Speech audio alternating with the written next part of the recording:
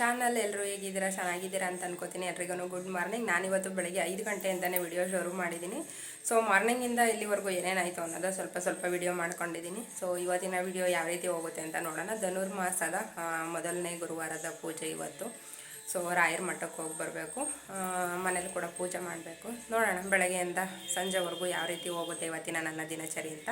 ಹಾಗೆ ನಾನು ಮೊನ್ನೆ ಕೆಲವೊಂದು ಟಾಪ್ಗಳು ತೊಗೊಂಬಂದಿದ್ದೆ, ಅದನ್ನು ಕೂಡ ಇವತ್ತಿನ ವಿಡಿಯೋದಲ್ಲಿ ತೋರಿಸ್ತೀನಿ. ಸೊ ಕೆಲವೊಂದೊಂದು ಇನ್ಫಾರ್ಮೇಷನ್ ಜೊತೆಲಿ ಇವತ್ತಿನ ವಿಡಿಯೋನ ಶುರು ಮಾಡ್ತಾ ಇದ್ದೀನಿ. ವಿಡಿಯೋನ ಎಲ್ಲೂ ಸ್ಕಿಪ್ ಮಾಡದೆ ಕೊನೆವರೆಗೂ ನೋಡಿ. ಇವತ್ತಿನ ವಿಡಿಯೋ ನಿಮ್ಗೆ ಏನಾದರೂ ಇಷ್ಟ ಆದರೆ ಲೈಕ್ ಮಾಡಿ, ಹಾಗೂ ಯಾರೆಲ್ಲ ನನ್ನ ಚಾನಲ್ನ ಸಬ್ಸ್ಕ್ರೈಬ್ ಆಗದೆ ವಿಡಿಯೋ ನೋಡ್ತೀರಾ ಪ್ಲೀಸ್ ಸಬ್ಸ್ಕ್ರೈಬ್ ಮಾಡ್ಕೊಳ್ಳಿ, ಹೀಗೆ ಸಪೋರ್ಟ್ ಮಾಡ್ತಾಯಿರಿ. ಬನ್ನಿ ಹಾಗಿದ್ರೆ ಇವತ್ತಿನ ವಿಡಿಯೋ ಶುರು ಮಾಡೋಣ. ಸೊ ಇವತ್ತು ಇಲ್ಲೇ ನಾನು ಮಲ್ಕೊಂಡಿದ್ದು. ಸೊ ಏನೋ ಒಂಥರ ಚೆನ್ನಾಗಿತ್ತು. ತುಂಬ ಜಾಗಗಳೆಲ್ಲ ಇಕ್ಕಟ್ಟಾಗ್ಬಿಟ್ರೆ ರೂಮಲ್ಲಿ ಇರಲಿಕ್ಕಾಗಲ್ಲ. ಈ ಥರ ಫ್ರೀಯಾಗಿದ್ರೇ ಮಲ್ಕೊಳ್ಳೋಕ್ಕೆ ಒಂಥರ ನೆಮ್ಮದಿ ಅನಿಸುತ್ತೆ. ಸೊ ಡ್ರೆಸ್ಸಿಂಗ್ ಟೇಬಲ್ ಕೂಡ ಇಲ್ಲೇ ಇಟ್ಕೊಂಡಿದ್ದೀನಿ, ನೆನ್ನೆ ವಿಡಿಯೋದಲ್ಲಿ ತೋರಿಸಿದ್ನಲ್ಲ. ಸೊ ಇವಾಗ ಪೂಜೆ ಮುಗಿಸ್ಕೊಂಡು ಬಿಡೋಣ. ಸೊ ಆದಷ್ಟು ಬೇಗ ನಾನೊಂದು ಹೋಮ್ ಟೂರ್ ಮಾಡೋಣ ಅಂತ ಅಂದ್ಕೊಂಡಿದ್ದೀನಿ. ಮನೆಗೆ ಬಂದು ವಸ್ತ್ರಲ್ಲಿ ಮಾಡಿದ್ದು. ಸೊ ಏನು ಅಷ್ಟು ಅರೇಂಜ್ಮೆಂಟ್ ಏನು ಮಾಡಿರಲಿಲ್ಲ. ನೋಡೋಣ ಇವಾಗೆಲ್ಲ ಅದನ್ನು ಫಸ್ಟು ಸ್ವಲ್ಪ ಕಿಚನ್ ಆರ್ಗನೈಸ್ ಮಾಡಬೇಕು.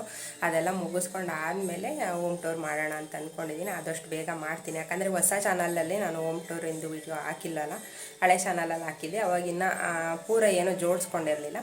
ಸೊ ಇವಾಗ ಎಲ್ಲ ಸೆಟ್ ಆಗಿದೆ. ಸೊ ಕಿಚನ್ ಒಂದು ಆರ್ಗನೈಸ್ ಮಾಡಬೇಕು, ಬೇರೆ ಥರ ಮಾಡೋಣ ಅಂತ ಅಂದ್ಕೊಂಡಿದ್ದೀನಿ. ಸೊ ಏನಾದ್ರೂ ಫೆಬ್ರವರಿ ವರ್ಷದೊಳಗೆ ನಾವು ಮನೆ ಚೇಂಜ್ ಮಾಡಲಿಲ್ಲ ಅಂತಂದರೆ ಇರೋ ಕಿಚನ್ನೇ ಸ್ವಲ್ಪ ರೆಡಿ ಮಾಡ್ಕೊಳ್ಳೋಣ ಅಂತ. ಯಾಕಂದರೆ ವಿಡಿಯೋ ಮಾಡ್ಕೊಳ್ಳಿಕ್ಕೆ ಮಿನಿ ಬ್ಲಾಗ್ ಮಾಡೋಣ ಅಂತ ಇದ್ದೀನಿ. ಸೊ ಅದಕ್ಕೆಲ್ಲ ಹೆಲ್ಪ್ಫುಲ್ ಆಗುತ್ತೆ ಅಂತ.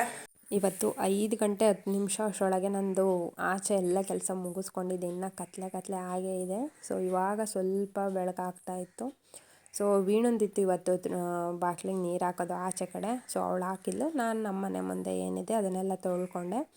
ಸೊ ರಂಗೋಲಿ ಕೂಡ ಎಲ್ಲ ಹಾಕ್ಕೊಂಡು ಒಳಗಡೆ ನೆಲ ಎಲ್ಲ ಒರೆಸ್ಕೊಂಡು ಎಲ್ಲ ಕೆಲಸ ಮುಗಿಸಿದ್ದೀನಿ. ಇವಾಗ ಏನು ಕೆಲಸನೂ ಇಲ್ಲ, ಸ್ವಲ್ಪ ಪಾತ್ರೆಗಳು ಮಾತ್ರ ಜೋಡಿಸ್ಕೋಬೇಕು. ಗ್ಯಾಸ್ ಎಲ್ಲ ಇನ್ನೇನು ರಾತ್ರಿನೇ ನಾನು ಒರೆಸಿಟ್ಕೊಂಡಿದ್ದೆ. ಸೊ ಬರ್ನಲ್ಲಿ ನೋಡ್ತಾ ಇರ್ಬೋದು ಯಾವ ರೀತಿ ಆಗಿದೆ ಅಂತ. ಚೆನ್ನಾಗಿ ಬಂದಿದೆ, ಬಟ್ ಫುಲ್ಲು ಎಲ್ಲ ಹೋಗಿಲ್ಲ.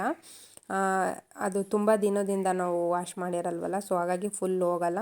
ವೀಡಿಯೋಸಲ್ಲೆಲ್ಲ ನೋಡ್ತಿರ್ತೀವಲ್ಲ, ತಕ್ಷಣಕ್ಕೆ ಹಿಂಗೆ ತೆಗೆದ ತಕ್ಷಣ ಎಲ್ಲ ಫುಲ್ಲು ಕಲರೇ ಚೇಂಜ್ ಆಗಿಬಿಡುತ್ತೆ. ಆ ಥರ ಎಲ್ಲ ಏನಾಗಲ್ಲ. ಸೊ ನೀಟಾಗಿ ಉಜ್ಜಬೇಕು. ಅದನ್ನು ನೀಟಾಗಿ ಉಜ್ಜಲಿಕ್ಕೇ ಏನೂ ಇಲ್ಲ ಅಂತಂದ್ರೂ ಒಂದು ½ hour ಬೇಕಾಗುತ್ತೆ. ಉಜ್ಜಿ ಎಲ್ಲ ಕ್ಲೀನ್ ಮಾಡ್ಕೋತೀವಲ್ಲ, ಆವಾಗ ಒಂದು ಮಟ್ಟಿಗೆ ಅದು ಸ್ವಲ್ಪ ಕಲರ್ ಚೇಂಜ್ ಆಗುತ್ತೆ, ಬಟ್ ಚೆನ್ನಾಗಿ ಬರುತ್ತೆ. ಅದಕ್ಕೆ ನಾನು ಏನು ಹಾಕಿಲ್ಲ, ಉಪ್ಪು ಮತ್ತು ಈನೋ ಲೆಮನ್ನು ಬಿಸಿನೀರು ಇಷ್ಟೇ ಹಾಕಿ ಒಂದು 2 ರಿಂದ 3 ಅವರ್ವರೆಗೂ ನೆನೆಲಿಕ್ಕೆ ಬಿಟ್ಟು ಆಮೇಲೆ ಅದು ನೀಟಾಗಿ ನಿಂಬೆಹಣ್ಣಿಂದ ಉಜ್ಕೊಂಡಿದ್ದೆ ಅಷ್ಟೇ. ಪೂಜೆಗೆಲ್ಲ ರೆಡಿ ಮಾಡ್ಕೊಂಡಿದ್ದೆ, ಪೂಜೆನೂ ಕೂಡ ಮಾಡ್ಕೋತಾ ಇದ್ದೀನಿ. ಇವಾಗ ದೇವ್ರ ಪಾತ್ರೆ ಅಂದರೆ ಕಳಸ ಏನೂ ತೆಗ್ದಿರಲಿಲ್ಲ. ಮಾಮೂಲಿ ನಾನು ದೀಪಗಳು ಮತ್ತು ಗಂಧದ ಕಡ್ಡಿ ಚುಚ್ಚಿಡ್ತೀವಲ್ಲ ಅದು, ಮತ್ತು ಏನು ಪುಟ್ಟ ವಿಗ್ರಹ ಇರುತ್ತೆ ಅದನ್ನು ಮಾತ್ರ ಎಲ್ಲ ತೆಗೆದು ತೊಳ್ತೀನಿ ಅಷ್ಟೇ. ಕಳಸ ನಾನು 15 ದಿನಕ್ಕೆ ಒಂದೇ ಸಲ ತೆಗೆಯೋದಿಲ್ಲ. ಅಮಾವಾಸ್ಯೆ ಹಿಂದಿನ ದಿನ ಅಥವಾ ಹುಣ್ಣಿಮೆ ಹಿಂದಿನ ದಿನ ತೆಗಿತೀನಿ. ಇಲ್ಲಾಂದರೆ ಅದಕ್ಕೆ ಮಧ್ಯದಲ್ಲಿ ಯಾವಾಗಾದ್ರೂ ಕಳಸದಲ್ಲಿ ಇರೋವಂಥ ಎಲೆಗಳೇನಾದ್ರೂ ಹಾಳಾಗಿದ್ದರೆ ಮಾತ್ರ ತೆಗಿತೀನಿ, ಇಲ್ಲಾಂದರೆ ನಾನು ತೆಗಿಲಿಕ್ಕೆ ಹೋಗಲ್ಲ. ಸೊ ಹೋದ ಗುರುವಾರ ನಾನು ಕಳಸ ತೆಗೆದಿದ್ದು, ಈ ಗುರುವಾರಕ್ಕೆ ಕಳಸ ಏನು ಹಾಳಾಗಿಲ್ಲ, ದೇವ್ರ ಪಾತ್ರೆನೂ ಚೆನ್ನಾಗಿದ್ದು. ಸೊ ಹಾಗಾಗಿ ನಾನು ಕಳಸ ಏನು ತೆಗ್ದಿಲ್ಲ.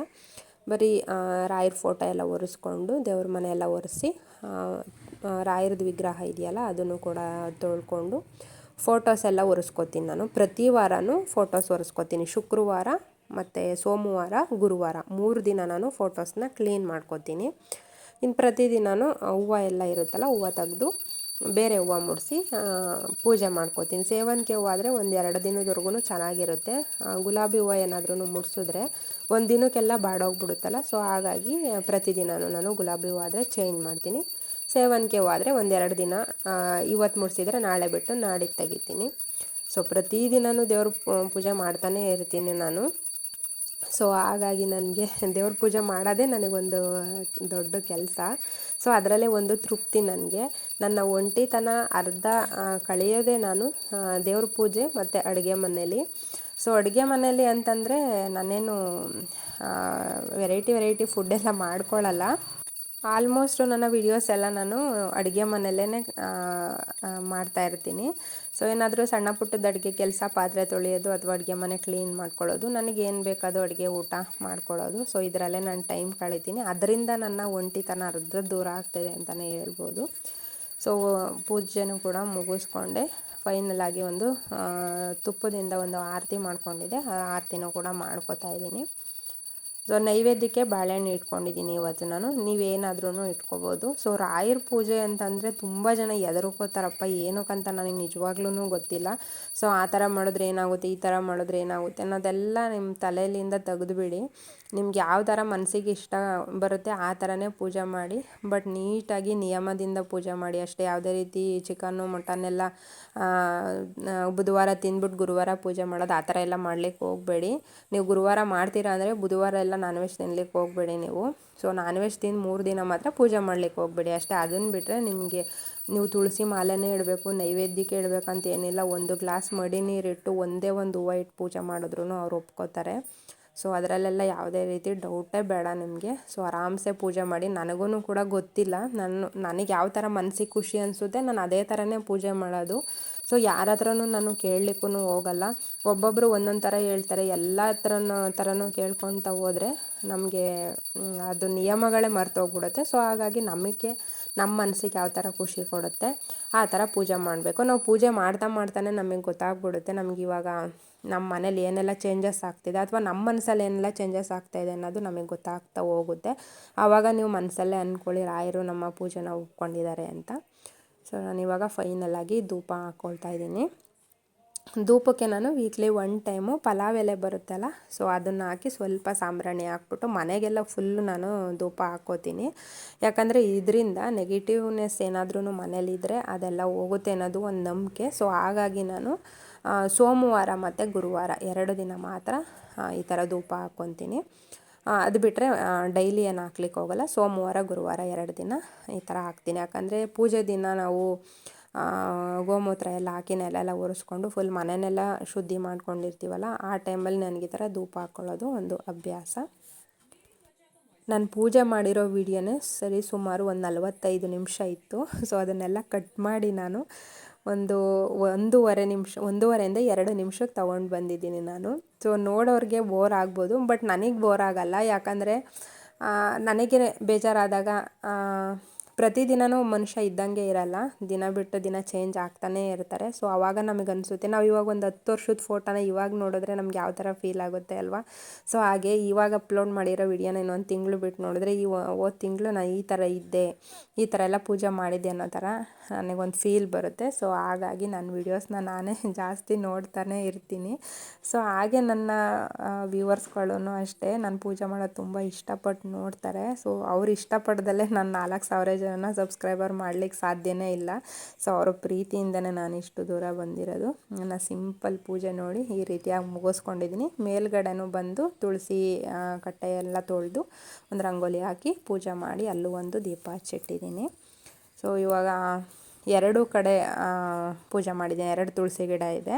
ವೀಣಾ ಅವ್ರ ಮನೇಲಿ ಏನೋ ಸೂತಕ ಇದೆ. ಸೊ ಹಾಗಾಗಿ ಅವ್ರು ಮಾಡೋಂಗಿರಲಿಲ್ಲ, ಒಂದು 12 ಡೇಸ್ ಏನೋ. ಸೊ ಹಾಗಾಗಿ 2 ತುಳಸಿ ಕಟ್ಟೆಗೆ ನಾನೇ ಪೂಜೆ ಮಾಡಿದ್ದೀನಿ. ನನಗೆ ಈ ಥರ ಪೂಜೆ ಮಾಡಿ ದೀಪ ಉರಿಬೇಕಾದ್ರೆ ಏನೋ ಒಂಥರ ಸಿಕ್ಕಾಪಟ್ಟೆ ಖುಷಿ ಆಗುತ್ತೆ ನನಗೆ. ಮನೇಲಿ ತುಂಬ ಅಂದರೆ ತುಂಬ ಖುಷಿ. ನೆಕ್ಸ್ಟು ನಾನು ನನ್ನ ತಂಗಿದಿರಿಬ್ಬರೂ ದೇವಸ್ಥಾನಕ್ಕೆ ಬಂದ್ವಿ, ಗಣೇಶನ ದೇವಸ್ಥಾನಕ್ಕೆ. ಅಲ್ಲಿನೂ ಕೂಡ ಪೂಜೆ ಮುಗಿಸ್ಕೊಂಡು ಅಲ್ಲಿಂದ ಇವಾಗ ರಾಯರ ಮಠಕ್ಕೆ ಹೋಗ್ತಾ ಇದ್ದೀವಿ. ನಿಮಗೂ ಇದನ್ನು ಕಳಿಸ್ಬೇಕಾ? ನಾನು ನಿನಗೆ ಕಳ್ಸೋದು ಬೇಡ, ಈಗ ದೇವಸ್ಥಾನ ಇದೆ. ನಾನು ಪ್ರತಿ ವಾರನೂ ಬರೋವಂಥ ರಾಯರ ಮಠ. ಇವತ್ತೇನು ಅಷ್ಟು ಜನ ಇರಲಿಲ್ಲ, ಯಾಕಂದರೆ ಬೇಗ ಬಂದಿದ್ವಿ. 8:45 9 ಗಂಟೆ ಆಗಿತ್ತು ಅನಿಸುತ್ತೆ ನಾವು ಮಠಕ್ಕೆ ಬಂದಾಗ. ಅಷ್ಟರಲ್ಲೇ ಅಲ್ಲೇ ಒಳಗಡೆ ತುಂಬ ಜನ ಇದ್ದರು. ಸೊ ನನ್ನ ತಂಗಿಗೆ ಬೇರೆ ಕೆಲಸ ಸಿಕ್ಕಿದೆ. ಸೊ ಆ ಖುಷಿಗೋಸ್ಕರ ಇದು 3ನೇ ವಾರ ಅವಳು ಬಂದು. ನೋಡಿ, ರಾಯರ ಅನುಗ್ರಹ ಆಗಲ್ಲ ಅಂತ ಎಷ್ಟೋ ಜನ ಅನ್ಕೋತಾರೆ. ಮೊದಲು ಅವಳಿಗೆ ಎಷ್ಟೋ ದಿನದಿಂದ ಸುಮಾರು ಒಂದು 2-3 ತಿಂಗಳಿಂದ ಕರಿತಿದ್ದೆ, ಮಠಕ್ಕೆ ಹೋಗೋಣ ಬಾ ಅಂತ. ಬರ್ತಾನೆ ಇರಲಿಲ್ಲ ಅವಳು. ಸೊ ಏನೋ ಗೊತ್ತಿಲ್ಲ, ಆಚೆ ವಾರದಿಂದ ಅವಳು ಬರಲಿಕ್ಕೆ ಶುರು ಮಾಡಿದ್ಲು. ಸೊ ಇದು 3ನೇ ವಾರಕ್ಕೆ ಅವಳಿಗೆ ಕೆಲಸ ಸಿಕ್ಕಿದೆ. ಸೊ ಭಗವಂತನ ಒಂದು ಕೃಪೆ ಅಂತಲೇ ಹೇಳ್ಬೋದು. ಸೊ ನನಗೇನೋ ನಂಬಿಕೆ ಇದೆ. ಸೊ ಯಾರಿಗೆ ಹೆಂಗೋ ಗೊತ್ತಿಲ್ಲ, ನನಗೆ ಮಾತ್ರ ರಾಯರ ಮೇಲೆ ಅಪಾರವಾದ ನಂಬಿಕೆ ಇದೆ. ನನ್ನನ್ನು ಕಾಪಾಡ್ತಾರೆ ಅಂತ ನನ್ನ ನಿದ್ದೆಗಣ್ಣಲ್ಲೂ ನಾನು ನೆನೆಸ್ಕೊಳ್ಳೋದೆ ಗಣೇಶ ಮತ್ತು ರಾಯರನ್ನ. ಸೊ ಇವಾಗ ಮನೆಗೆ ಬಂದ್ವಿ, ಅವಳು ಕೂಡ ಕೆಲ್ಸಕ್ಕೆ ಹೋದ್ಲು. ಸೊ ಹೊಟ್ಟೆ ಹಸುವಾಗ್ಬಿಟ್ಟಿರುತ್ತಲ್ಲ, ನಾನು ಎಷ್ಟೇ ಬೇಗ ಇದ್ರೂ ತಿಂಡಿ ತಿನ್ನೋದೇ 11 ಗಂಟೆಯಿಂದ 11:15 ಆಗಿಬಿಡುತ್ತೆ. ಸೊ ನಾನು ಇವಾಗ ತಿಂಡಿ ಮಾಡ್ಕೊಳ್ಳೋಷ್ಟೊತ್ತಿಗೆ 11:15 ಆಗಿತ್ತು. ಈರುಳ್ಳಿ, ಟೊಮೊಟೊ, ಮೆಣಸಿನ್ಕಾಯಿ ಎಲ್ಲ ಕಟ್ ಮಾಡಿ ಇಟ್ಕೊಂಡಿದ್ದೀನಿ. ಸ್ವಲ್ಪ ರೈಸ್ ಇತ್ತು, ಅದಕ್ಕೆ ಒಗ್ಗರಣೆಗೆ ಹಾಕ್ಕೊಳ್ಳೋಣ ಅಂತ. ಸೊ ಬರೀ ಬೆಳಗ್ಗೆನೇ ಎದ್ದ ತಕ್ಷಣವೇ ಅನ್ನ ತಿನ್ನೋಕ್ಕಾಗಲ್ಲ, ಅನ್ನ ಸಾಂಬಾರು. ಸೊ ಅದಕ್ಕೋಸ್ಕರ ಸ್ವಲ್ಪ ಹಾಗೆ ಒಗ್ಗರಣೆಗೆ ಹಾಕ್ಕೊಳ್ಳೋಣ ಅಂತ ಒಗ್ಗರಣೆಗೆ ಹಾಕ್ಕೋತಾ ಇದ್ದೀನಿ. ಇವತ್ತು ಕಡಲೆಬೀಜ, ಕಡಲೆಬೇಳೆ ಏನೂ ಹಾಕೋತಾ ಇಲ್ಲ. ಜಸ್ಟ್ ಸಿಂಪಲ್ಲಾಗಿ ಒಂದು ಟೊಮೊಟೊ, ಈರುಳ್ಳಿ, ಹಸಿಮೆಣ್ಸಿನ್ಕಾಯಿ, ಒಂದು ಬೆಳ್ಳುಳ್ಳಿಗೆ ಹೆಚ್ಚು ಹಾಕಿದ್ದೀನಿ. ನನಗೆ ಆ ಥರ ಒಂದು ಏನು ಇಲ್ದಲೇ ಕಡಲೆಬೀಜ, ಕಡಲೆಬೇಳೆ ಏನು ಇಲ್ದಲೇ ಚಿತ್ರಾನ್ನ ಮಾಡ್ಕೊಂಡು ತಿನ್ನೋಕ್ಕೆ ತುಂಬ ಇಷ್ಟ. ಅದು ಈ ಥರ ನನಗೆ ಶಿವರು ತೋರಿಸ್ಕೊಟ್ಟಿದ್ದು. ಯಾಕಂದರೆ ಅವರು ಕಡಲೆಬೀಜ, ಕಡಲೆಬೇಳೆ ಹಾಕಿದರೆ ಚಿತ್ರಾನ್ನ ತಿನ್ನೋದೇ ಇಲ್ಲ ಅವರು. ಅವ್ರಿಗೆ ಸಿಂಪಲ್ಲಾಗಿ ಈ ಥರ ಮಾಡಿಕೊಟ್ರೆ ತಿನ್ನೋದು. ಸೊ ಹಾಗೆ ನಾನು ಕೂಡ ಇವತ್ತು ಅದೇ ಥರದ್ದು ಮಾಡ್ಕೋತಾ ಇದ್ದೀನಿ. ಮೊನ್ನೆ ನಾನು ರೀಯೂಸ್ಡ್ ಕಂಟೆಂಟ್ ಬಗ್ಗೆ ಒಂದು ಇನ್ಫಾರ್ಮೇಷನ್ ಕೊಟ್ಟಿದ್ದೆ. ಅದರಲ್ಲಿ ನಾನು ಹೇಳಿದ್ದೀನಿ ರೀಯೂಸ್ಡ್ ಕಂಟೆಂಟ್ ಅಂದರೆ ಏನು ಅಂತ. ಸೊ ಆದ್ರೂ ಕೆಲವರಿಗೆ ಗೊತ್ತಾಗಲ್ಲ ಅಲ್ವಾ. ಸೊ ಅವರು ಕೂಡ ನನಗೆ ಮೆಸೇಜಲ್ಲಿ, ಕಮೆಂಟಲ್ಲಿ ಕೇಳಿದ್ದೀರಾ. ಹಂಗಂದರೆ ಏನು ಅಂತ. ರೀಯೂಸ್ಡ್ ಅಂದರೆ ಇವಾಗ ನಾನು ಇವತ್ತು ಈ ವಿಡಿಯೋ ಹಾಕಿದ್ದೀನಲ್ವ, ಕಾರಣಾಂತರದಿಂದ ಏನಾದರೂ ಡಿಲೀಟ್ ಮಾಡಿಬಿಡ್ತೀನಿ, ಮತ್ತು ನಾನು ಇದನ್ನೇ ಅಪ್ಲೋಡ್ ಮಾಡ್ತೀನಿ. ಸೊ ಇದನ್ನು ರೀಯೂಸ್ಡ್ ಕಂಟೆಂಟ್ ಅಂತೀವಿ. ಒಂದು ಸಲ ಹಾಕಿರೋ ವಿಡಿಯೋನ ಮತ್ತೊಂದು ಸಲ ಹಾಕೋದನ್ನ ನಾವು ರೀಯೂಸ್ಡ್ ಕಂಟೆಂಟ್ ಅಂತೀವಿ. ಹಾಗೆ ಇವಾಗ ನನ್ನ ವಿಡಿಯೋನ ನನ್ನ ಚಾನಲಿಂದ ತೊಗೊಂಡು ನಿಮ್ಮ ಚಾನಲಿಗೆ ಹಾಕ್ಕೊಂಡ್ರೆ ಅದನ್ನು ಕೂಡ ರೀಯೂಸ್ಡ್ ಕಂಟೆಂಟ್ ಆಗುತ್ತೆ. ಯಾಕಂದರೆ ಆಲ್ರೆಡಿ ನನ್ನ ಚಾನಲಲ್ಲಿ ನನ್ನ ವಿಡಿಯೋ ಇದೆ. ಇವಾಗ ನನ್ನದೇ ವಿಡಿಯೋನ ಬೇರೆ ಯಾರಾದ್ರೂ ಹಾಕಿದ್ರೆ ಸೊ ಅದು ನಮಗೆ ಗೊತ್ತಾಗ್ದಲೇ ಇರ್ಬೋದು, ಬಟ್ ಸಿಸ್ಟಮಿಗೆ ಗೊತ್ತಾಗುತ್ತೆ, ಯೂಟ್ಯೂಬ್ ಅವ್ರಿಗೆ ಗೊತ್ತಾಗುತ್ತೆ. ಸೊ ಅದೂ ಕೂಡ ರೀಯೂಸ್ಡ್ ಕಂಟೆಂಟ್ ಅಂತ ಬರುತ್ತೆ. ಸೊ ಅದು ಬಂದರೆ ಏನೂ ಪ್ರಾಬ್ಲಮ್ ಇಲ್ಲ ಅಂತ ತುಂಬ ಜನ ಹೇಳಿದ್ರು. ಆದ್ರೂ ನಾನು ಜಾಸ್ತಿ ತಲೆ ಕೆಡಿಸ್ಕೊತೆ. ಯಾಕಂದರೆ 4,000 ಜನ ಸಬ್ಸ್ಕ್ರೈಬರ್ ಇದ್ದಾರೆ. ಅದು ಅಷ್ಟು ಸುಲಭವಾಗಿ ಚಾನಲ್ಲು ಏನಾದರೂ ಆಗಿಬಿಟ್ರೆ ತುಂಬ ಬೇಜಾರಾಗುತ್ತಲ್ವ. ಸ್ವಲ್ಪ ತಲೆ ಕೆಡಿಸ್ಕೊತೀನಿ ಅಷ್ಟೇ. ಬಟ್ ಎಲ್ಲರೂ ಹೇಳ್ತಾರೆ ಏನಾಗಲ್ಲ, ಚಾನಲ್ ವಾಪಸ್ ಬರುತ್ತೆ. ಯಾಕಂದರೆ ನಂದು ಕಾಪಿರೈಟ್ ಸ್ಟ್ರೈಕ್ ಇಲ್ಲ, ಕಾಪಿರೈಟ್ ಕ್ಲೈಮ್ ಯಾವುದೂ ಇಲ್ಲ. ನಂದು ಬರೀ ಅದೊಂದೇ ಬಂದಿರೋದು. ನನಗೆ ಗೊತ್ತಿರೋ ಪ್ರಕಾರ ನಾನೊಂದು 2-3 ಸಲನಾದ್ರೂ ಹಾಕಿರೋದೇ ವಿಡಿಯೋ ಅಪ್ಲೋಡ್ ಮಾಡಿದ್ದೀನಿ. ಯಾಕಂದರೆ ನಾನು 2 ಚಾನಲ್ ಮಾಡೋಕ್ಕೆ ಹೋಗ್ಬಿಟ್ಟೆ. 2 ಚಾನಲ್ಲು, ಫಸ್ಟೊಂದು ನಾನು ಕವಿತಾ ವ್ಲಾಗ್ ಅಂತ ಒಂದು ಚಾನಲ್ ಇತ್ತು. ಸೊ ಆವಾಗ ಹಾಕ್ಬೇಕಾದ್ರೂ ಕೂಡ ಮಿಸ್ ಆಗಿ ನಾನು ಈ 1 ವರ್ಷದೊಳಗಡೆ ಒಂದು 2-3 ವಿಡಿಯೋನಾದ್ರೂ ಆ ಥರ ಹಾಕಿರೋದುಂಟು. ಸೊ ಅದಕ್ಕೋಸ್ಕರನೂ ಕೊಟ್ಟಿರ್ಬೋದು ಅವರು. ಯಾಕಂದರೆ ಸುಮ್ಮನೆ ಅವರೆಲ್ಲ ಆ ಥರ ಕೊಡ್ಲಿಕ್ಕೆ ಚಾನ್ಸಸ್ ಇಲ್ಲ. ನನಗೂ ಕೂಡ ನೆನಪಾಗಿದೆ ಅದು. ಸೊ ಹಾಗಾಗಿ ಬಂದಿರ್ಬೋದು ಅಂತ ಅಂದ್ಕೋತೀನಿ. ಅದಾದಮೇಲೆ ನಾನು ಚಾನಲ್ನ ತುಂಬ ಎಡಿಟ್ ಮಾಡ್ಕೊಂಡಿದ್ದೀನಿ. ಮ್ಯೂಸಿಕ್ಗಳು ನಾನೇನು ಸ್ಟಾರ್ಟಿಂಗಲ್ಲಿ ಮ್ಯೂಸಿಕ್ ಹಾಕ್ತೀನಿ ಗೊತ್ತಾ, ಆ ಮ್ಯೂಸಿಕ್ನೆಲ್ಲ ಚೇಂಜ್ ಮಾಡ್ಕೊಂಡಿದ್ದೀನಿ. ಹಾಗೆ ಟೈಟಲ್ನೆಲ್ಲ ಚೇಂಜ್ ಮಾಡಿದೆ. ಕೆಲವೊಂದೊಂದು ತಮ್ನೈಲ್ನೂ ಕೂಡ ಚೇಂಜ್ ಮಾಡಿದ್ದೀನಿ. ಆ ಥರ ನಾವು ಚಾನಲ್ನ ಎಡಿಟ್ ಮಾಡಿದಾಗ ಮಾತ್ರ ಚಾನಲ್ ನಮಗೆ ಬೇಗ ಬರೋ ಚಾನ್ಸಸ್ ಇರುತ್ತೆ. ಸೊ ಹಾಗಾಗಿ ಈ ಥರ ಎಲ್ಲ ಮಾಡ್ಕೋಬೇಕಾಗುತ್ತೆ ರೀಯೂಸ್ಡ್ ಕಂಟೆಂಟ್ ಬಂದಾಗ. ಆದಷ್ಟು ನನಗೆ ಗೊತ್ತಿರೋವಷ್ಟು ನಾನು ನನ್ನ ದಿನಚರಿ ವಿಡಿಯೋ ಜೊತೆನೇ ನಿಮ್ಗಳಿಗೆ ಇನ್ಫಾರ್ಮೇಷನ್ ಕೊಡ್ತಾ ಹೋಗ್ತಾ ಇರ್ತೀನಿ. ಸೊ ಯಾರೂ ಇದುವರೆಗೂ ನನಗೆ ಗೊತ್ತಿರೋ ಪ್ರಕಾರ ನಾನು ವ್ಲಾಗ್ ನೋಡ್ತಾನೆ ಇರ್ತೀನಿ. ಎಲ್ಲರೂ ಯಾರೂ ಯೂಟ್ಯೂಬ್ ಬಗ್ಗೆ ಸ್ವಲ್ಪನೂ ಇಂಟ್ ಕೊಡಲ್ಲ, ಬಿಟ್ಕೊಡೋದೇ ಇಲ್ಲ. ನಾವು ತಿಳ್ಕೊಳ್ಳೋದಾದರೆ ಏನು ಟೆಕ್ ಚಾನಲ್ಗಳಿರುತ್ತೆ, ಸೊ ಅವರು ನೋಡಿ ಕಲಿಬೇಕಷ್ಟೇ, ಅವರು ನೋಡಿ ತಿಳ್ಕೊಬೇಕು. ನಮ್ಮ ಕನ್ನಡದಲ್ಲಿ ಲಕ್ಕಿ ಲಿಕೇಶ್ ಅಂತ ಇದ್ದಾರೆ. ಸೊ ಅವರೊಬ್ಬರು ಇದ್ರ ಯೂಟ್ಯೂಬ್ ಬಗ್ಗೆ ಇನ್ಫಾರ್ಮೇಷನ್ನು ಇನ್ನೂ ಕೆಲವು ಜನ ಇದ್ದಾರೆ. ಬಟ್ ನಮಗೆ ತಟ್ಟಂತ ನಮ್ಮ ಸರ್ಚ್ ಮಾಡಿದಾಗ ಸಿಗೋದು ಅಂದರೆ ಅವರದ್ದೇ ಜಾಸ್ತಿ ವಿಡಿಯೋಸು. ಸೊ ನಮಗೆ ಗೊತ್ತಿಲ್ಲದೆ ಇರೋದು ತುಂಬ ನಮಗೆ ಕನ್ನಡದಲ್ಲಿ ಅಷ್ಟು ಇನ್ನೂ ಯಾರೂ ಹೇಳ್ಕೊಟ್ಟಿಲ್ಲ ಅಂತ ನಾನು ಅನ್ಕೋತೀನಿ. ಸೊ ಹಿಂದಿಲಂತೂ ತುಂಬ ಅಂದರೆ ತುಂಬ ಯೂಟ್ಯೂಬ್ ಬಗ್ಗೆ ನಿಮಗೆ ಮಾಹಿತಿ ಸಿಗುತ್ತೆ. ಸೊ ನೀವು ಎಲ್ಲ ನೋಡಿ ತಿಳ್ಕೊಬೋದು. ಮತ್ತು ಇನ್ನೂ ಕೆಲವರು ಏನು ಮಾಡ್ತೀರಾ ಅಂದರೆ ಚಾನಲ್ಲು ಕ್ರಿಯೇಟ್ ಮಾಡ್ತೀರಾ, ವಿಡಿಯೋ ಅಪ್ಲೋಡ್ ಮಾಡ್ತಾನೇ ಇರ್ತೀರಾ, ವ್ಯೂಸ್ ನೋಡಿದ್ರೆ 1-2 ಬಂದಿರುತ್ತೆ. ಅಲ್ಲಿ ನೀವು ಅರ್ಥ ಮಾಡ್ಕೋಬೇಕು ನೀವೇನೋ ತಪ್ಪು ಮಾಡ್ತಾಯಿದ್ದೀರಾ ಅಂತ. ಒಂದು ಟೈಟಲ್ ಸರಿಯಾಗಿ ಹಾಕಿರಲ್ಲ, ತಮ್ನೇಲ್ ಕರೆಕ್ಟಾಗಿ ಹಾಕಿರಲ್ಲ, ಇಲ್ಲ ಅಂದರೆ ನೀವು ಲಿಂಕ್ನ ಎಲ್ಲೂ ಶೇರ್ ಮಾಡ್ತಾ ಇಲ್ಲ, ನೀವು ವಿಡಿಯೋ ಮಾಡೋದ್ರ ಕಡೆ ನೀಟಾಗಿ ಗಮನ ಕೊಡ್ತಾ ಇಲ್ಲ ಅಂತ ಅರ್ಥ ಅದು. ಸೊ 1-2 ವ್ಯೂಸ್ ಬರೋಕ್ಕೆ ಸಾಧ್ಯನೇ ಇಲ್ಲ. ಇವಾಗ ನನ್ನ ಚಾನಲ್ಲೇ ತೊಗೊಳ್ಳಿ, ಸ್ಟಾರ್ಟಿಂಗ್ ಸ್ಟಾರ್ಟಿಂಗೆಲ್ಲ 5,000-6,000 ಹೋಗ್ತಿತ್ತು, ಆಮೇಲೆ 2,000 ಹೋಯ್ತು, ಆಮೇಲೆ 1,500 ಬಂತು. ಬಟ್ 100, 20, 30 ಈ ಥರ ವ್ಯೂಸ್ ಬರೋಕ್ಕೆ ಸಾಧ್ಯನೇ ಇಲ್ಲ. ಯಾಕಂದರೆ ಅದು ನಮ್ಮದೇ ತಪ್ಪಾಗಿರುತ್ತೆ. ಒಂದು ಕಂಟೆಂಟ್ ಚೆನ್ನಾಗಿರಲ್ಲ, ಇಲ್ಲ ನಾವು ಹಾಕೋ ಅಂಥ ಟೈಟಲ್ ತಮ್ಮನೇಲಿ ಚೆನ್ನಾಗಿರಲ್ಲ. ಸೊ ಇದಿಷ್ಟು ರೀಸನ್ ಇರುತ್ತೆ. ಇದನ್ನೆಲ್ಲ ಕರೆಕ್ಟ್ ಮಾಡ್ಕೊಳ್ಳಿ, ಆವಾಗ ವ್ಯೂಸ್ ಆಟೋಮೆಟಿಕ್ಲಿ ಬರುತ್ತೆ. ವ್ಯೂಸ್ನ ನಾವು ಸಂಪಾದನೆ ಮಾಡಬೇಕು. ನಾವು ನಮ್ಮ ಚಾನಲ್ ಕಡೆ ಜನಗಳು ಗಮನ ಕೊಡೋ ಥರ ನಾವು ಮಾಡ್ಕೋಬೇಕಷ್ಟೆ. ಅದನ್ನು ಬಿಟ್ಟು ನಮ್ಗೆ ಯಾವ ಥರ ಬೇಕು ಆ ಥರ ವಿಡಿಯೋ ಹಾಕಿದ್ರೆ ಖಂಡಿತವಾಗ್ಲೂ ವ್ಯೂಸ್ ಬರಲ್ಲ. ವ್ಯೂಸ್ ಬರಲಿಲ್ಲ ಅಂದರೆ ನೀವು ವಿಡಿಯೋ ಮಾಡೋದನ್ನು ಕೂಡ ವೇಸ್ಟೇ ಅಲ್ವಾ. ಸುಮ್ಮನೆ ಡಾಟಾ ಖಾಲಿ ಮಾಡ್ಕೊಂಡು ವಿಡಿಯೋ ಅಪ್ಲೋಡ್ ಮಾಡ್ದಂಗೆ ಆಗುತ್ತೆ, ಎನರ್ಜಿ ವೇಸ್ಟ್ ಆಗುತ್ತೆ. ಸೊ ಅದ್ರ ಬದಲು ಸ್ವಲ್ಪ ಗಮನ ಕೊಟ್ಟು ಚೆನ್ನಾಗಿ ವಿಡಿಯೋ ಮಾಡಿ.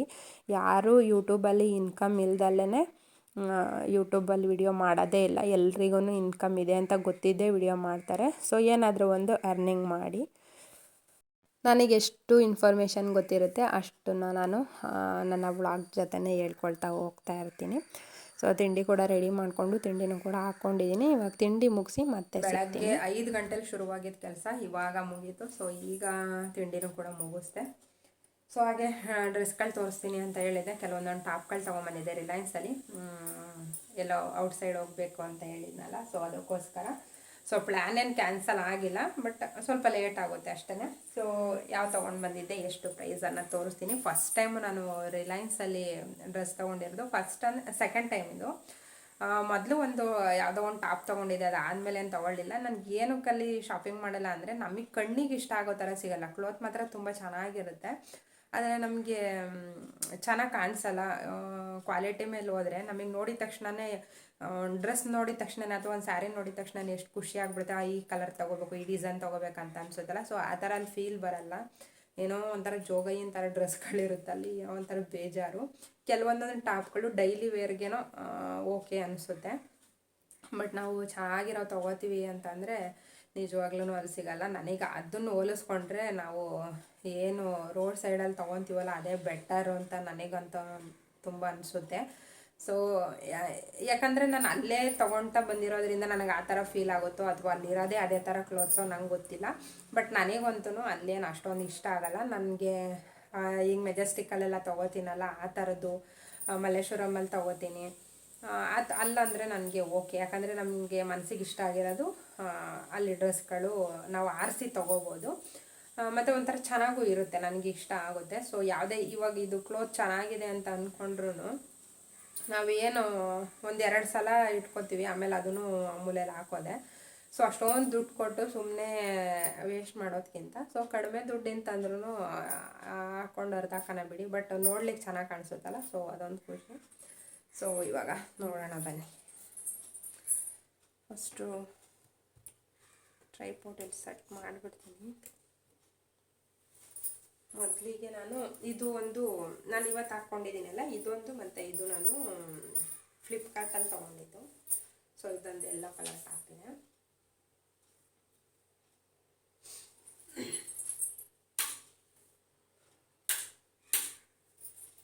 ನಮ್ಮ ಮನೇಲಿ ಕತ್ಲೆ ಫುಲ್ಲು ಕಾಣಿಸಲ್ಲ ನೋಡಿ, ಈ ಥರ ಇದೆ. ಸೊ ಇದು ಪಿಂಕ್ ಮತ್ತು ಎಲ್ಲೋ ಒಂದು ರಾಮ ಗ್ರೀನು ಆ ಥರ ಮಿಕ್ಸ್ ಇದೆ, ಚೆನ್ನಾಗಿದೆ. ಇದನ್ನು ಕಾಟನ್ದು. ಇದಕ್ಕೆ ಎರಡಕ್ಕೆ ನಾನು ಬರೀ 259 ರೂಪೀಸ್ ಅಷ್ಟೇ ಕೊಟ್ಟಿದ್ದು. ಸೊ ನೋಡಿ ಈ ಥರದ್ದು ಬಟ್ಟೆ ಅಂದರೆ ಡೈಲಿ ವೇರಿಗೆ ಚೆನ್ನಾಗಿರುತ್ತೆ. ಮತ್ತು ಇದು ರಿಲಯನ್ಸಲ್ಲಿ ತೊಗೊಂಡಿದ್ದು ಎಲ್ಲೋ ಕಲರು.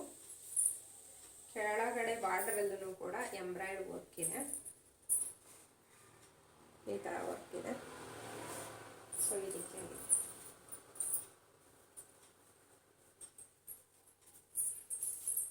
ರೀತಿಯಾಗಿದೆ. ಸೊ ಯಾವಾಗಲಾದ್ರೂ ಹಾಕ್ಕೊಂಡಾಗ ತೋರಿಸ್ತೀನಿ. ಬಟ್ಟೆ ಮಾತ್ರ ತುಂಬ ಚೆನ್ನಾಗಿದೆ, ಕಂಫರ್ಟಬಲ್ ಆಗಿದೆ, ಸ್ಮೂತಾಗೂ ಇದೆ, ಚೆನ್ನಾಗಿದೆ. ಬಟ್ ಅಷ್ಟು 1 ಅವರ್ ಮೇಲೆ ನಾನು ಡ್ರೆಸ್ಗಳು ಹುಡುಕ್ತೆ. ಬಟ್ ಇದೊಂದು ಏನೋ ನನಗೆ ಫೈನಲ್ ಆಗಿ ಇಷ್ಟ ಆಯಿತು. ಫಿಟ್ಟಿಂಗ್ ಕೂಡ ಕರೆಕ್ಟಾಗಿದೆ. ನಾನೇನು ಸ್ಟಿಚ್ ಮಾಡ್ಕೊಂಡಿಲ್ಲ, ಸ್ಟಿಚ್ ಮಾಡ್ಕೊಳ್ಳೋದಾರ ಮನೆಯಲ್ಲೇ ಇದೆ, ಸೊ ಮಾಡ್ಕೋಬೋದು. ಬಟ್ ಸ್ಟಿಚಿಂಗ್ ಏನಿಲ್ಲ, ಕರೆಕ್ಟಾಗಿದೆ. ಸೊ ಇದೊಂದು ಟಾಪ್ ತೊಗೊಂಡೆ. ಇದು 1900 ಹಾಕಿದ್ರು, 900 ಚಿಲ್ಲರೆ. ಸೊ ಅದು 70% ಆಫರ್ ಇತ್ತು. ಸೊ ಸ್ವಲ್ಪ ಕಡಿಮೆ ಆಯ್ತಿದು. ನಮ್ಮ ಮನೇಲಿ ಬೆಳಕಿಗೆ ಒಂದು ದೊಡ್ಡ ಪ್ರಾಬ್ಲಮ್ಮು. ಸೊ ನಾನಿವಾಗ ವಾಯ್ಸ್ ಓವರ್ ಕೊಡ್ತಾಯಿದ್ದೀನಿ, ಯಾಕಂದರೆ ನಾನು ಮಾತಾಡಿರೋದೇ ಬೇರೆ, ಅಲ್ಲಿ ಬರ್ತಾ ಇರೋದೇ ಬೇರೆ ಇತ್ತು. ಸೊ ಹಾಗಾಗಿ ಅದನ್ನು ಮ್ಯೂಟ್ ಮಾಡಿ ನಾನು ಬೇರೆ ವಾಯ್ಸ್ ಕೊಡ್ತಾಯಿದ್ದೀನಿ. ಸೊ ಇವಾಗ ನಾನೀಗ ತೋರಿಸ್ತಾ ಇದ್ದೀನಲ್ಲ, ಇದು ಒಂದು ಟಾಪ್ ತೊಗೊಂಡೆ. ಇದು 1750 ರೂಪಾಯಿ ಇತ್ತು. ಇದೂ ಅಷ್ಟೇ 70% ಆಫರ್ ಇತ್ತು, ಸ್ವಲ್ಪ ಕಡಿಮೆ ಆಯಿತು ನನಗೆ. ಸೊ ಇದು 4 ಟಾಪ್ ತೊಗೊಂಡಿದ್ದೀನಿ ನಾನು ಈ ನ್ಯೂ ಇಯರ್ಗೆ ಆ ಥರ ಮಾಡಿಕೊಂಡು. ಸೊ ನನಗೆ ಎಲ್ಲ ಟಾಪ್ಗಿಂತ ಈ ಟಾಪು ನನಗೆ ತುಂಬ ಇಷ್ಟ ಆಯಿತು. ಮೊದಲು ಒಂದು ಟಾಪ್ ಇದೆ ನನ್ನ ಹತ್ರ ಇದೇ ಥರದ್ದು, ಬಟ್ ಕಲರ್ ಚೇಂಜು, ವೈಟ್ ಕಲರ್ದು. ಅದು ಸ್ಲೀವ್ ಇಲ್ಲ ಅಲ್ಲ, ಸೊ ಸ್ಲೀವ್ಲೆಸ್ ಇವಾಗ ಇತ್ತೀಚೆಗೆ ಹಾಕೋದು ಬಿಟ್ಟಿದ್ದೀನಿ ನಾನು. ಸೊ ಈ ಸ್ಲೀವ್ ಒಂದು ಹಾಕಿಸ್ಕೋಬೇಕು, ಸೊ ಅದಕ್ಕೋಸ್ಕರ ಅದನ್ನು ಹಾಕೋತಾ ಇರಲಿಲ್ಲ. ಇದಿಷ್ಟು ನನ್ನ ಇವತ್ತಿನ ಕ್ಲೋತ್ ಕಲೆಕ್ಷನ್ ವಿಡಿಯೋ. ಇದಿಷ್ಟು ಇವತ್ತಿನ ನನ್ನ ಈ ಸಿಂಪಲ್ ವಿಡಿಯೋ. ಸೊ ತುಂಬ ದಿನ ಆಗಿತ್ತು ಈ ಒಂದು ಚಾನಲ್ಗೆ ವಿಡಿಯೋ ಹಾಕಿ. ಸೊ ಹಾಗಾಗಿ ಇವತ್ತು ಹಾಕ್ತಾಯಿದ್ದೀನಿ. ವಿಡಿಯೋನ ಎಲ್ಲೋ ಸ್ಕಿಪ್ ಮಾಡಿದೆ, ಕೊನೆವರೆಗೂ ನೋಡಿ. ಇವತ್ತಿನ ವಿಡಿಯೋ ಹೇಗಿತ್ತು ಅಂತ ನನಗೆ ಕಮೆಂಟ್ ಮಾಡಿ ತಿಳಿಸಿ. ಹಾಗೆ ಯಾರೆಲ್ಲ ನನ್ನ ಚಾನಲ್ನ ಸಬ್ಸ್ಕ್ರೈಬ್ ಮಾಡಿಲ್ಲ, ಪ್ಲೀಸ್ ಸಬ್ಸ್ಕ್ರೈಬ್ ಮಾಡಿಕೊಂಡು ವಿಡಿಯೋ ನೋಡಿ. ಫೆಬ್ರವರಿ ಇನ್ನೂ 14ನೇ ತಾರೀಕು ಬರೋವರೆಗೂ ಜೀವ ಲಬ್ ಡಬ್ ಅಂತ ಇರುತ್ತೆ. ಸೊ ಚಾನಲ್ ಬರೋವರೆಗೂ ನಿಂಗೆ ಚಾನಲ್ ಬಂದಮೇಲೆ ಒಂದಿನ ಆ ಚಾನಲ್ಗೆ, ಒಂದಿನ ಈ ಚಾನಲ್ಗೆ ಆ ವಿಡಿಯೋ ಅಪ್ಲೋಡ್ ಮಾಡ್ತಾ ಬರ್ತೀನಿ. ಸೊ ಆದಷ್ಟು ಬೇಗ ಶಿವ ಅವ್ರದ್ದು ಒಂದು ಚಾನಲ್ ಓಪನ್ ಆಗುತ್ತೆ. ಬಟ್ ಅವ್ರದ್ದು ನಮ್ಮ ಥರ ಯಾವುದೂ ಬರಲ್ಲ, ಬಟ್ ಅವ್ರದ್ದು ಒಂದು ಮೋಟಿವೇಶನ್ ಕೊಡೋ ಅಂಥದ್ದಾಗಿರುತ್ತೆ. ಮತ್ತು ಹಾಗೆ ಟ್ರಾವೆಲಿಂಗ್ ಬ್ಲಾಗ್ ಆಗಿರುತ್ತೆ, ಕೆಲವೊಂದೊಂದು ಏನಾದರೂ ಜಾಬ್ ಬಗ್ಗೆ ಇನ್ಫಾರ್ಮೇಷನ್ ಕೊಡೋ ಅಂಥದ್ದು. ಸೊ ಈ ಥರದ್ದು ಒಂದು ಐಡಿಯಾ ಮಾಡಿದ್ದೀನಿ. ಸೊ ನೋಡೋಣ, ಆದಷ್ಟು ಬೇಗ ಅವರು ರಜೆಗೆ ಬಂದ ಮೇಲೆ, ರಜೆಗಳಿಗೆ ಬರ್ತಾರಲ್ಲ ಆವಾಗ ಅವರು ವಿಡಿಯೋ ಮಾಡೋಕ್ಕಾಗೋದು. ಸೊ ಅಲ್ಲಿದ್ದಾಗ ಯಾವುದೇ ರೀತಿ ವಿಡಿಯೋ ಮಾಡ್ಲಿಕ್ಕೆ ಆಗಲ್ಲ, ಯಾಕಂದರೆ ಅವ್ರಿಗೆ ನಿದ್ದೆ ಮಾಡಿದ್ರೆ ಸಾಕು ಅನ್ನೋಂಗೆ ಆಗಿರುತ್ತೆ. ಇನ್ನು ವಿಡಿಯೋ ಎಲ್ಲ ಎಲ್ಲಿ ಮಾಡ್ತಾರೆ. ಸೊ ಇಲ್ಲಿ ಬಂದಾಗ ಅವ್ರದ್ದು ಆ್ಯಕ್ಟಿವಿಟೀಸ್ ಯಾವ ಥರ ಇರುತ್ತೆ ಅಂತ ಅವ್ರದ್ದೇ ಸಪ್ರೇಟಾಗಿ ಒಂದು ವಿಡಿಯೋ ಮಾಡಿ ಅವ್ರ ಅನಿಸಿಕೆ ಏನಿರುತ್ತೆ ಸೊ ಅದನ್ನು ಅವರು ಶೇರ್ ಮಾಡ್ಕೋತಾರೆ. ನಾನು ಮಾಮೂಲಿ ನಂದು ದಿನಚರಿ ಏನಿರುತ್ತೆ, ಶಾಪಿಂಗ್ದು, ಡೈಲಿ ರೂಟೀನು, ಟ್ರಾವೆಲಿಂಗು, ಈ ಥರದ್ದು ನಾನು ಶೇರ್ ಮಾಡ್ಕೊತೀನಿ. ಸೊ ನೋಡೋಣ, ಆದಷ್ಟು ಬೇಗ ಅದೊಂದು ಚಾನಲ್ ಕ್ರಿಯೇಟ್ ಮಾಡಬೇಕು ಅಂತ ಅಂದ್ಕೊಂಡಿದ್ವಿ. ಗೊತ್ತಿಲ್ಲ ಇನ್ನು ಏನಾಗುತ್ತೆ ಅಂತ, ಬಟ್ ಅವ್ರ ಮನಸ್ಫೂರ್ತಿಯಾಗಿ ಒಪ್ಕೋಬೇಕು, ಯಾಕಂದರೆ ವಿಡಿಯೋ ಮಾಡೋದು ಅವರು, ನಾನಲ್ಲ. ಸೊ ಹಾಗಾಗಿ ಸೊ ಓಕೆ, ವಿಡಿಯೋನ ಎಂಡ್ ಮಾಡೋಣ. ಮತ್ತೆ ಮುಂದಿನ ವಿಡಿಯೋ ಜೊತೆಲಿ ಸಿಗ್ತೀನಿ. ಅಲ್ಲಿವರೆಗೂ ಹೀಗೆ ಸಪೋರ್ಟ್ ಮಾಡ್ತಾಯಿರಿ. ಎಲ್ರಿಗೂ ನಮಸ್ಕಾರ. Thank you for watching my video. Love you all.